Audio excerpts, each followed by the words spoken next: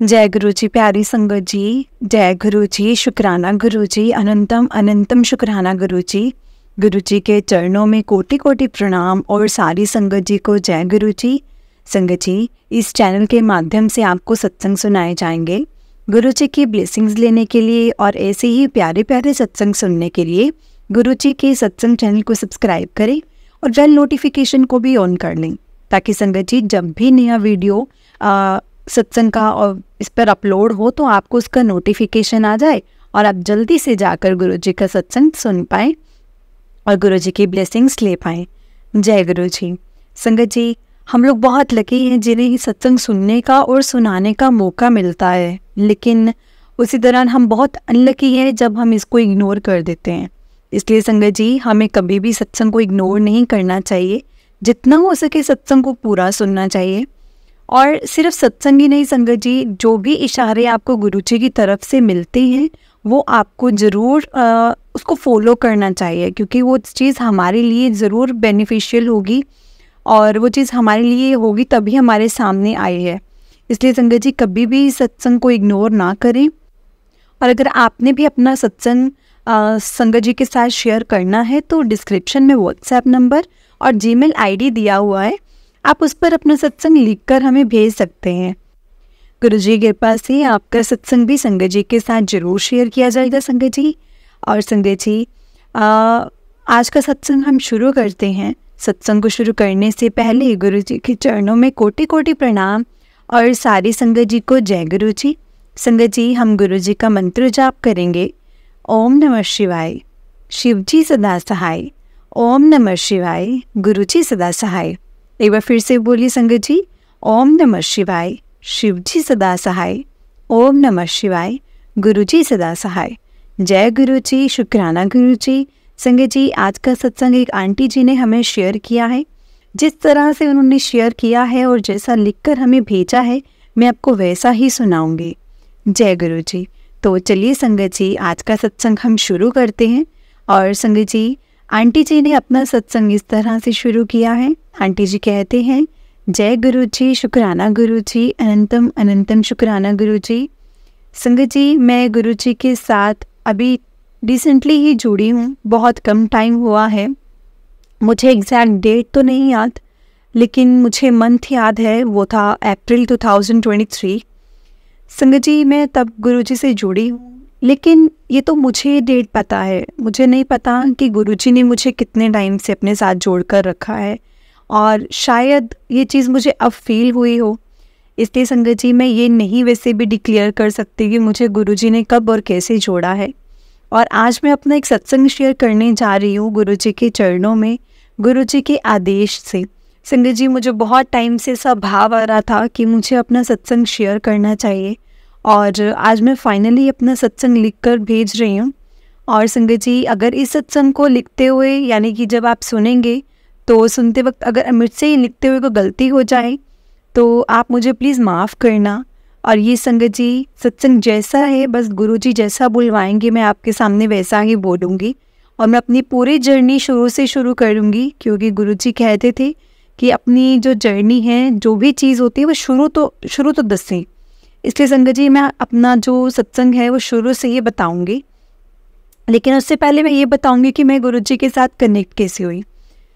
संगत जी, मैं गुरुजी के साथ मेरा कनेक्शन थ्रू माय सिस्टर बना, क्योंकि वैसे तो मेरी सिस्टर पर संगत जी मैं यकीन नहीं करती, क्योंकि मेरी सिस्टर मतलब गुरुओं के चक्कर में और इन सब चक्करों में बहुत पड़ती है। और मैं उसको बहुत समझाती भी थी कि तुम मतलब ऐसे मतलब मत किया करो कि हर गुरु के चक्कर में तुम पड़ जाती हो। जहाँ पे उसको लगता है ना कि हाँ मेरा यहाँ से काम बन सकता है, तो वहीं पे ही लग जाती थी, क्योंकि उसका कहीं ना कहीं संगत जी रीज़न ये था कि उसने बाहर जाना था और उसको काफ़ी बार ऐसा बहुत प्रॉब्लम्स आ रही थी, रिजेक्शंस आ रही थी, जिस कारण से वो बहुत फेडअप हो चुकी थी। उसको जहाँ से भी रोशनी दिखती थी ना, एक हाँ कि अगर ऐसा कर लूँगी, उन्होंने ये चीज़ बोल दी है, ऐसा कर लूँगी तो सही हो जाएगा, तो जैसा जिसने बोलना वैसा कर लेना। और आखिर में संगत जी, जब वो गुरुजी के साथ जुड़ी है, उसके बाद संगत जी उसका सारा काम एक तरह से कह सकते हो कि बिल्कुल एक पटरी पर आ गई उसकी लाइन। और संगत जी उसके बाद अब उसकी फ़ाइल भी लग चुकी है और वो बाहर भी जा चुकी है। और संगत जी इस टाइम पर वो कनाडा में है और वो बहुत खुश है। और वहाँ जाकर के उसने मुझे बताया, जब क्योंकि वो मेरी कज़न सिस्टर है संगत जी, तो मैं उससे वैसे बहुत क्लोज़ है हम लोग, और मैं अपनी बहुत सी बातें उसके साथ शेयर करती हूँ। लाइक कुछ भी मेरे मन में होता है तो मैं उसके साथ ज़रूर शेयर करती हूँ। और संगत जी मेरी मेरे हस्बैंड के साथ इतनी नहीं बनती थी। मैं बहुत चिड़चिड़ी थी, बहुत ज़्यादा चिड़चिड़ी थी। और मैं हर वक्त मतलब कुछ भी मेरे सामने होना तो मैंने उसको गलत ले लेना, किसी भी वजह से किसी के साथ भी लड़ देना, जिस वजह से मुझे भी बहुत लोग शिकायत करते थे कि तुम ऐसा क्यों करती हो, तुम्हारा नेचर ऐसा क्यों है। लेकिन मैं ये बोलती थी कि ये मेरे बस का नहीं है, ये मैं जानबूझकर नहीं कर रही हूँ, मतलब ये मेरे से हो रहा है कि मेरा नेचर है, मैं क्या कर सकती हूँ। तो ये मेरे नेचर से तो संगत जी मेरी कज़न भी वाकिफ़ है। और जब वो गुरुजी से जुड़ी है ना, उसके बाद मैंने नहीं देखा उसको कि वो किसी और गुरु के पास गई है। तो ऐसे ही एक दिन हमारी बात हो रही थी और मैंने उसको हंसते हंसते चीज़ बोली कि क्या बात, तूने बड़े टाइम से कोई गुरु नहीं चेंज किया अपना, तो तू तो वैसे भी दर दर भटकती रहती है, क्या बस कनाडा पहुंच गई तो तूने अब कुछ करना नहीं है, अब तो बस अब तेरा यकीन ख़त्म हो गया सब पर। तो उसने बोला कि नहीं पागल, मैं तो अब एक गुरु के लाड़े लग चुकी हूँ। मतलब जो वो गुरुजी जिनसे मैं जुड़ी हूँ ना, वो मतलब पूरी सृष्टि को चलाने वाले हैं, महाशिव हैं।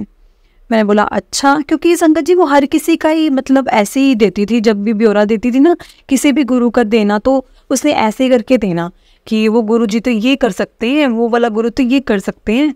तो मैंने इनको भी ऐसे ही लिया कि इनके लिए भी ऐसे ही बोल रही होगी, अच्छा वो महाशिव हैं और वो कुछ भी कर सकते हैं। मैंने तब लाइटली लिया। और उसने मुझे बोला भी कि तू मतलब मानना शुरू कर, फिर देख कि तुझे कितना फ़र्क पड़ेगा। और इनके कोई, मैंने कहा देख मैं पखंडों में नहीं पड़ सकती। इसने मुझे बोला कि इनके यहाँ तो पखंड है ही नहीं ना, तो तभी तो तुझे बोल रही हूँ कि तू इनके एक बार मान के देख, इनका एक बार कुछ तेको मैं चीज़ें भेजूँगी तो सुनकर देख, तुझे खुद भी यकीन होगा। तो मैंने बोला नहीं बाबा मेरे से नहीं होगा, तुम कर सकती हो, तुम्हें कुछ बोले जाओ, तुम यहाँ जोत जलाओ, यहाँ दिया जलाओ और ये कर लो वो कर लो, मैं नहीं कर सकती इस चीज़ को। और उसने मुझे बहुत डिटेल में बताया उस टाइम पर, लाइक मेरे पीछे ही पड़ गई उस टाइम पर। मैं ऐसा बोल रही थी भाई तुम मेरे पीछे क्यों पड़ गई हो, मुझे नहीं मानना तो नहीं मानना। और वैसे भी संगत जी मैं ना बहुत ज़िद्दी किस्म की थी, मतलब एक बार मैंने बोल दिया मतलब बोल दिया कि नहीं तो नहीं। तो उसने फिर भी मुझे ना धक्के से पूरा, उसने मुझे अपनी कसम दी कि फ़ोन नहीं काटेगी तो मेरी बात सुनेंगी, क्योंकि तो मेरे गुरुजी के मतलब उनके लिए गलत सोच रही है। तो उससे ना वो चीज़ बर्दाश्त नहीं हो रही थी कि मैं गुरुजी के लिए गलत क्यों सोच रही हूँ। और वो फैक्ट था इस टाइम पर, अगर संगत जी मेरे सामने भी कोई ऐसी संगत आए जिनको गुरुजी पर यकीन ना हो और गुरुजी के मतलब वो गुरुजी को लेकर कुछ गलत सोचे, तो डेफिनेटली मैं भी क्लियर करने के लिए आगे बढ़ूंगी कि भाई ऐसा कुछ नहीं है। वैसे ही उसने भी मुझसे किया कि तुम जैसा सोच रही हो ना कि मतलब जो गुरुओं के मतलब जो गुरुओं को पूछते हैं तो वो पैसे खाने के लिए करते हैं, तुमसे कुछ भी करवा लेते हैं। तो उसने बोला देख मैंने बहुत किया है, बहुत ज़्यादा किया है, मैंने इसमें अपने बहुत पैसे भी उड़ाए हैं और बहुत मैंने इधर उधर की चीज़ें भी की हैं।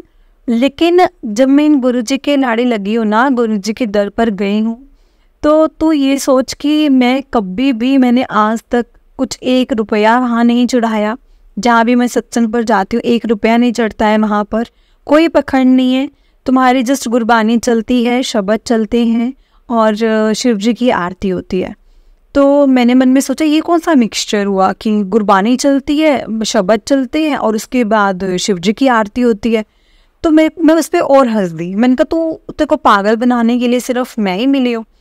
संगत जी हमारी बहुत बहस हुई, मतलब मैं आपको क्या भी जब मतलब पूरा बताऊंगी क्या क्या बात हुई, लेकिन हमारी उस टाइम पर बहुत बात हुई इस बारे में।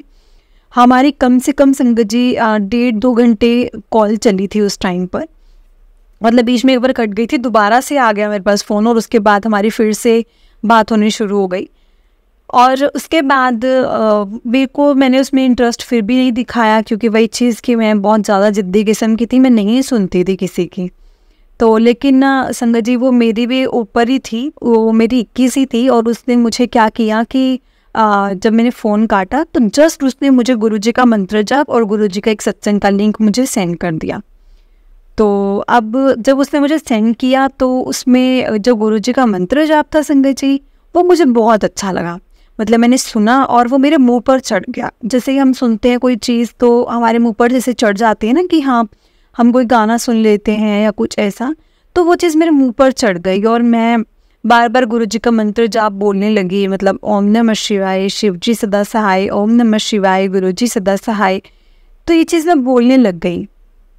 और फिर मुझे गुरुजी का मंत्र जाप संगत जी सच में बहुत अच्छा लगा था।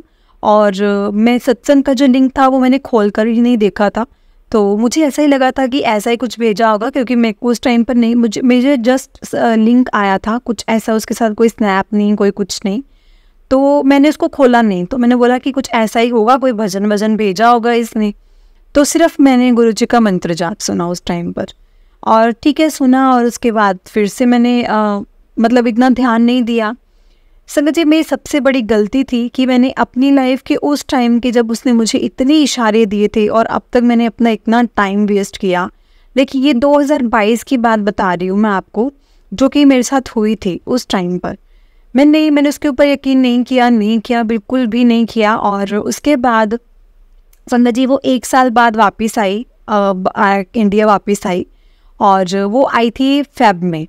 और संगत जी फेब में आई और उसके बाद मेरे पास आया, मतलब वो 2 महीने के लिए आई थी। और उसने मुझे बोला कि मैं तुम्हारे पास आऊँगी और तुमसे मिलकर जाती हूँ। तो वो आई और मेरे पास काफ़ी दिन रुक कर गई। लेकिन जब काफ़ी दिन रुक कर गई तो उसमें उसने मेरे हस्बैंड को बोला कि जिया जी प्लीज़ हम दिल्ली जा सकते हैं क्या। तो मेरे हस्बैंड भी उनके साथ काफ़ी क्लोज थे, तो उसने उन्होंने बोला कि हाँ हाँ चलेंगे, जब भी आप बोलोगे तब चलते हैं। तो उन्होंने बोला कि आप कोई भी मतलब देख लो, कुछ ऐसा संडे और मंडे का टाइम ज़रूर निकालना।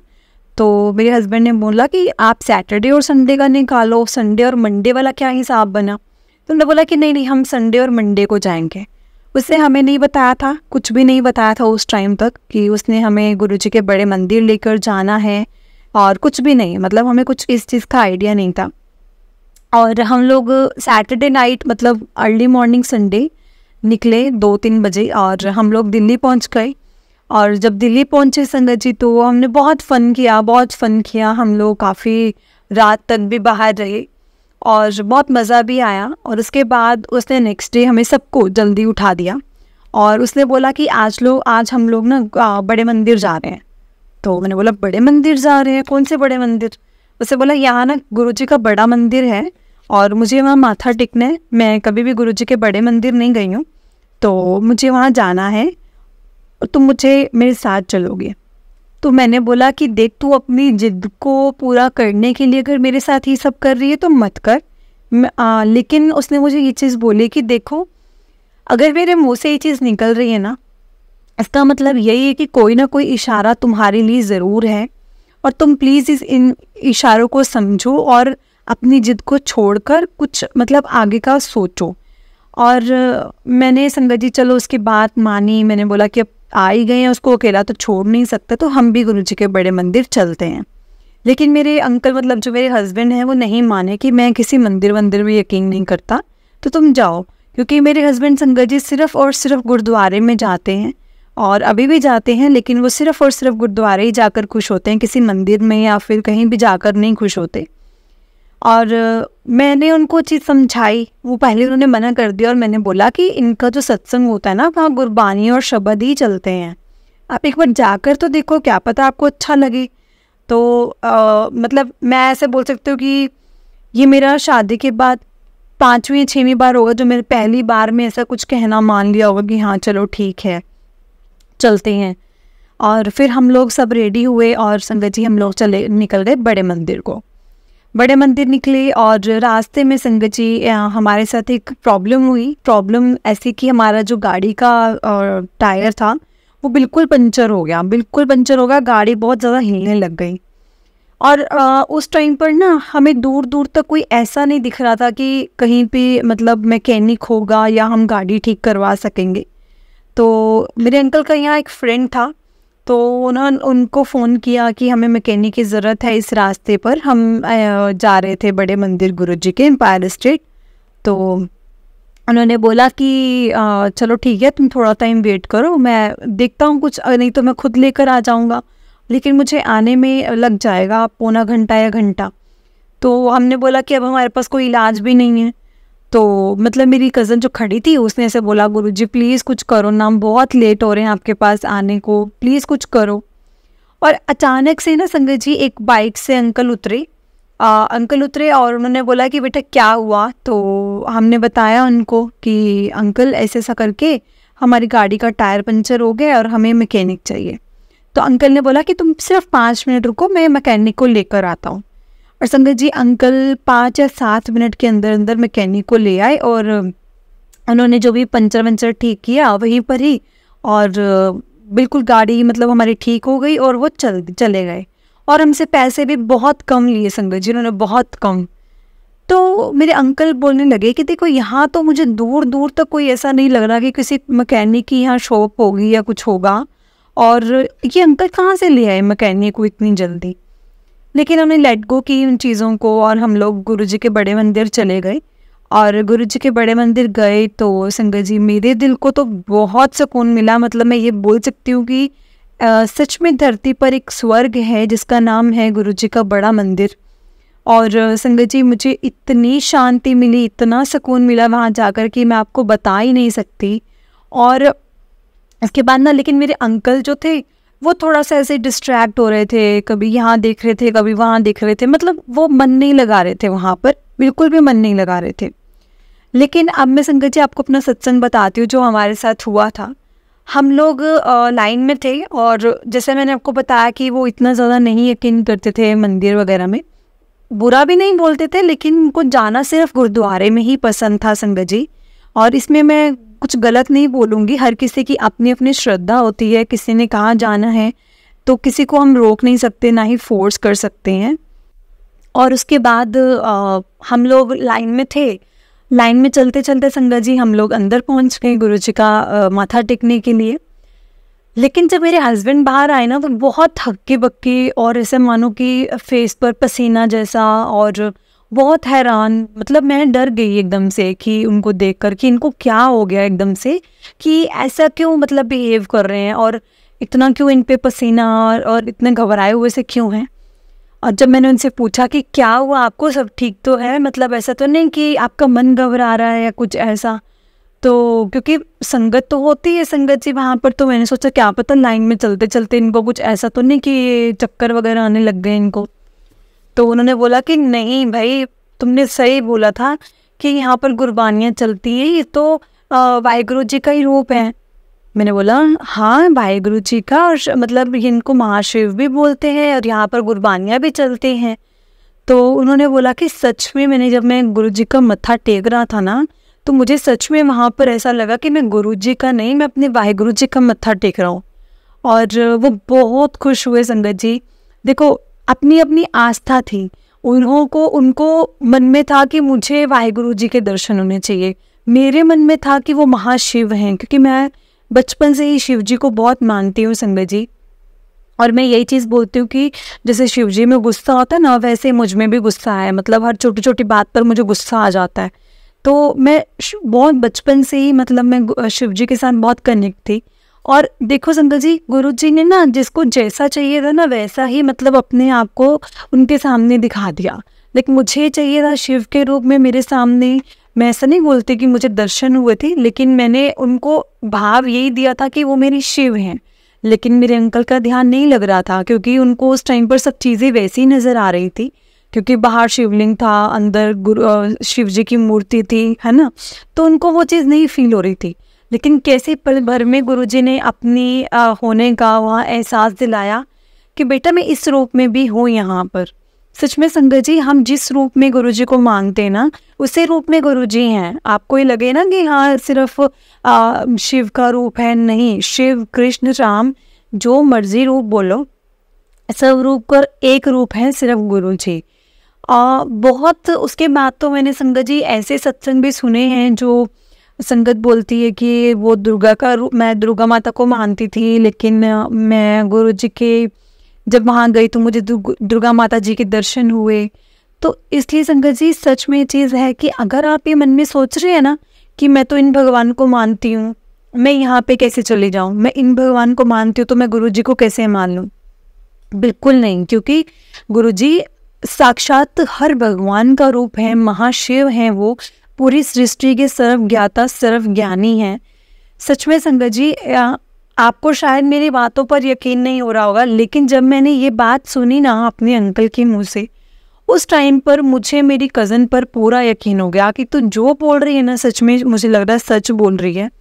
कि गुरुजी ने देखो कैसे इनका यकीन बनवाया। मैं मन में लेकर गई थी कि शिव जी का, लेकिन मैं इतने भाव से नहीं गई थी संगत जी। गए तो अंकल भी नहीं थे, लेकिन शायद गुरुजी को लगा होगा कि इसको तो मैं फिर जोड़ लूँगा, लेकिन इसको जोड़ना है सबसे पहले। और वही चीज़ हुई संगत जी कि मेरे अंकल बहुत खुश हुए वहाँ आकर। उन्होंने मेरी कज़न का बहुत बहुत ऐसे बोला कि थैंक यू सो मच जो तुम मुझे यहाँ पर लेकर आई हो। लेकिन मैं ऐसा बोल सकता हूँ कि आज तक मुझे कभी दर्शन नहीं हुए, और आज मुझे ऐसा लग रहा है कि मैं साक्षात अपने वाहिगुरु जी को अपने सामने देख कर आया हूँ। और मैं भी चलो जब मैंने अंकल की बात सुनी तो संगत जी उसके बाद मैं बहुत खुश हुई कि चलो कुछ तो अच्छा हुआ, मतलब कहीं ना कहीं तो अंकल खुश हुए मैंने जो चीज़ बोली उसको लेकर।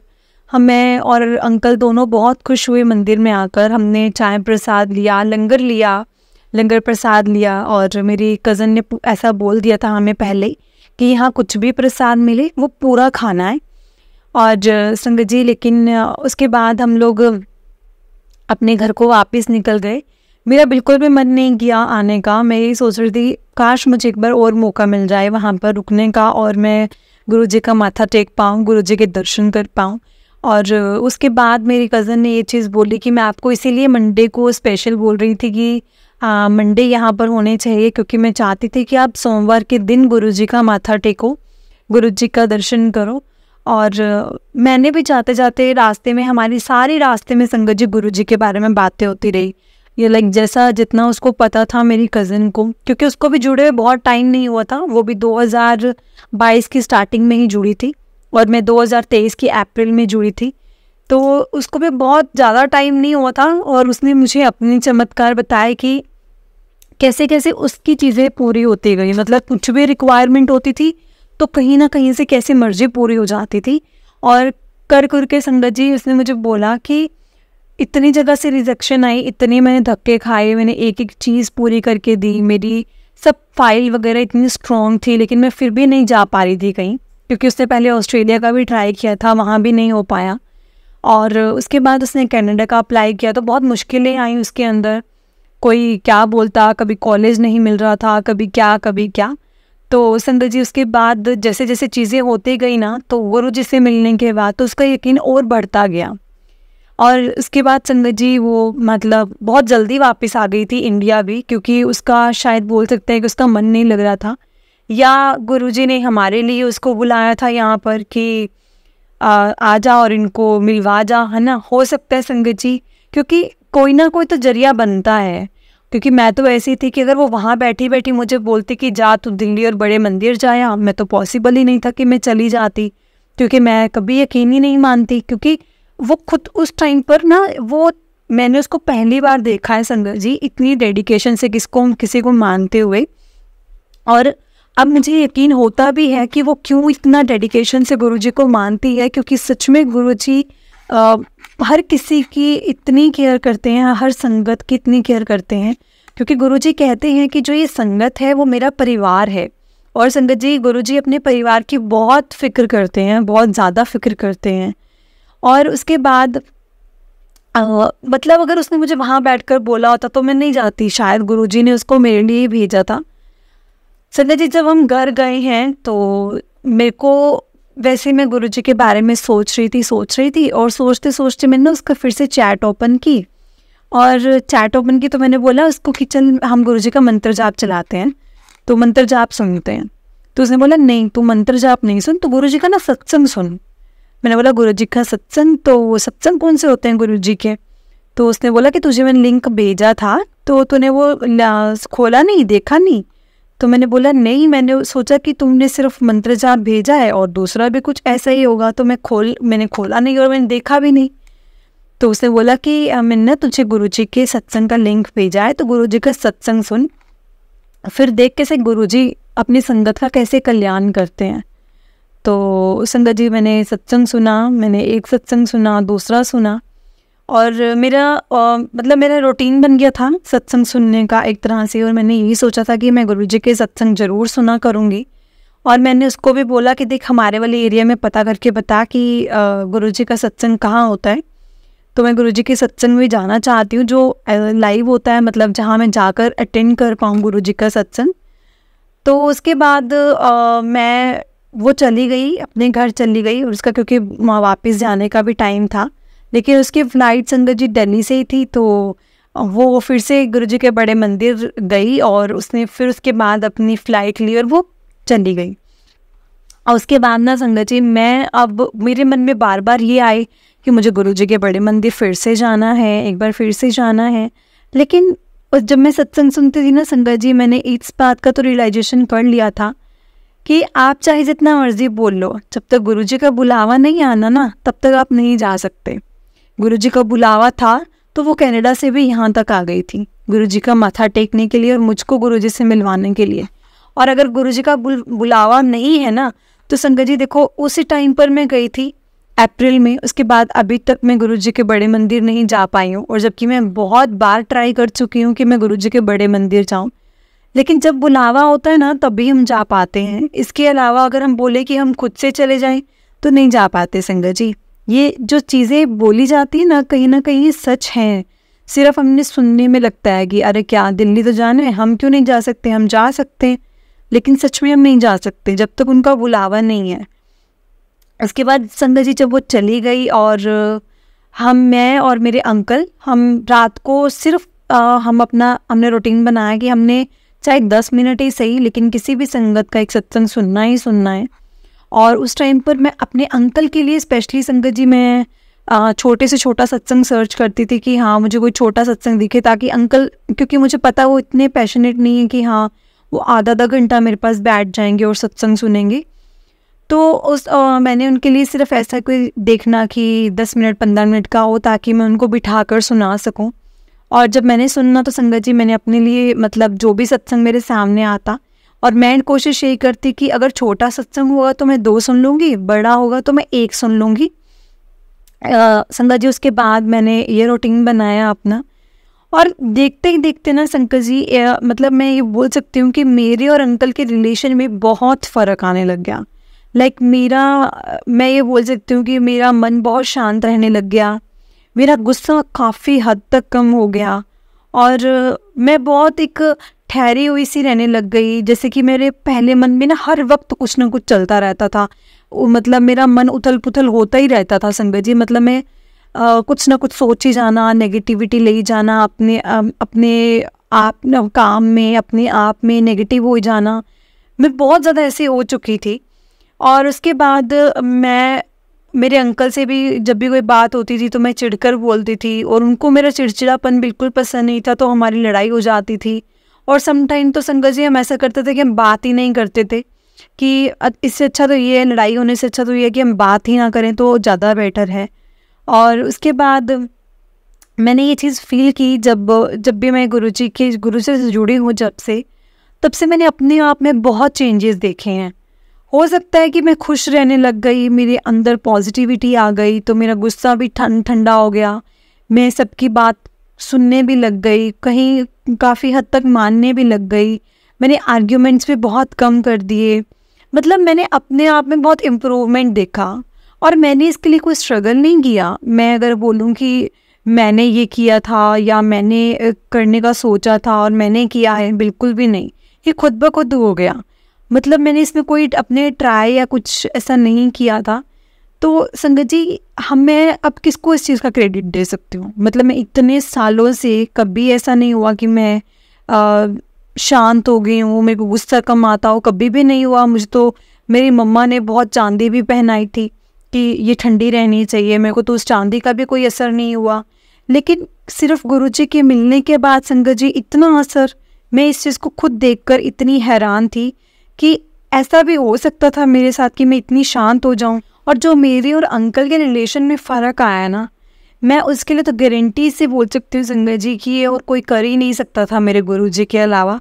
क्योंकि गुरुजी ने सच में मेरे और अंकल के रिलेशन को बहुत स्ट्रॉन्ग बना दिया। लेकिन हम सत्संग सुनते सुनते उसके बाद संगत जी हमने कभी कभी मूवी भी देख लेना, बाहर आउटिंग्स पे भी जाना शुरू कर दिया। मतलब बहुत हद तक इम्प्रूवमेंट मैंने अपने रिलेशन में देखी संगत जी।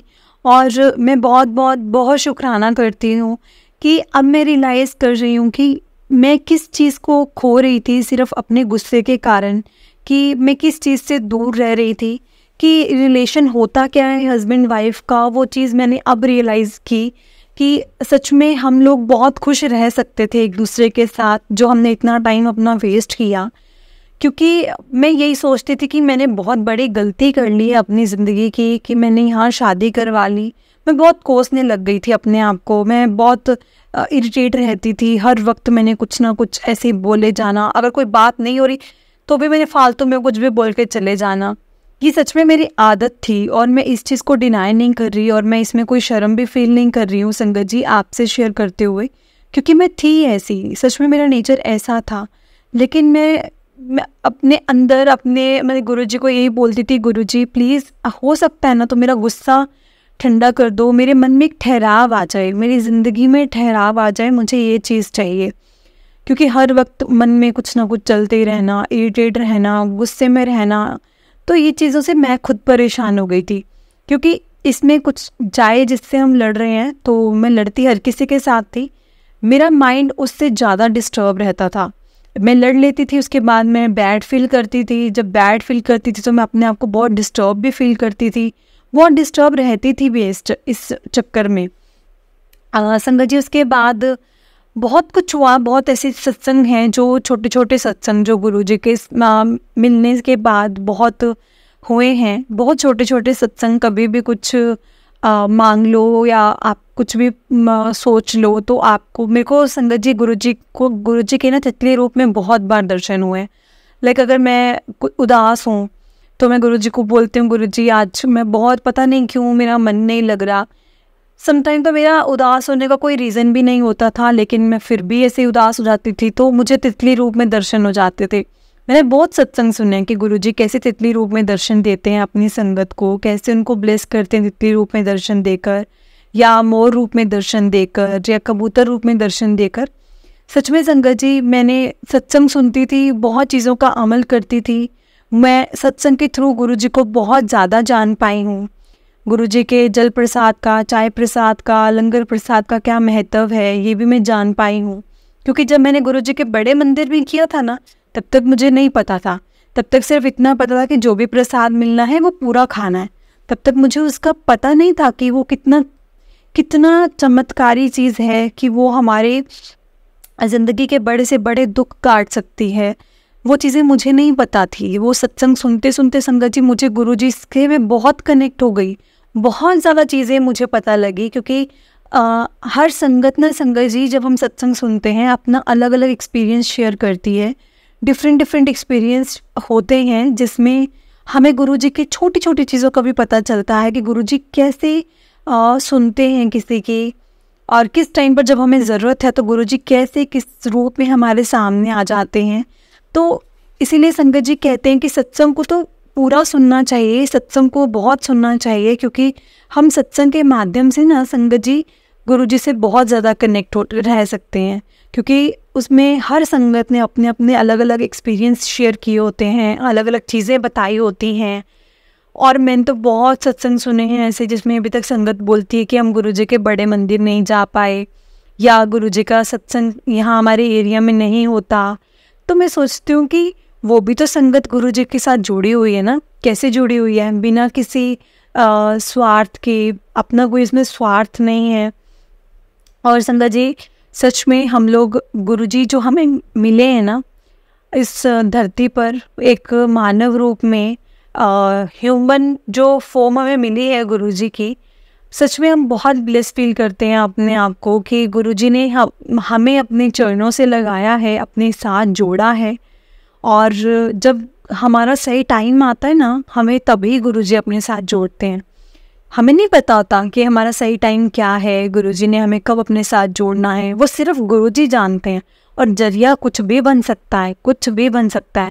जैसे मेरी कज़न बनी, लेकिन मुझे मेरी कज़न कब से बोल रही थी, बहुत टाइम से संगत जी मेरे पास लिंक आया हुआ था गुरुजी के मंत्र जाप का, और सोचो सिर्फ मैंने एक बार चलाया था, और उसके बाद जितनी बार बस मुझे याद रहा उतनी बार गुनगुनाया ही था अपने मुँह से, मैंने कभी भी उसके बाद दोबारा नहीं चलाया था।